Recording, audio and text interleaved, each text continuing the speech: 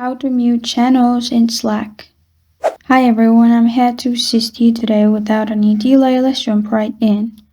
First, open Slack on your device and log into your account. After you're logged into your account, on the left side, click on Channels and expand the channels. After you've expanded the channel, simply right-click on the channel you want to mute. After you've right-clicked, you'll find different options pop up. Click on Edit Notifications. After you click on Edit Notifications, in here click on Mute Channel. After you select Mute Channel, only get notified if someone mentions. If not, the channel will be muted. And in this way, you can mute it. This is how to mute channels in Slack. Thank you for joining me today. If this video helps you out, please leave a like and subscribe for more.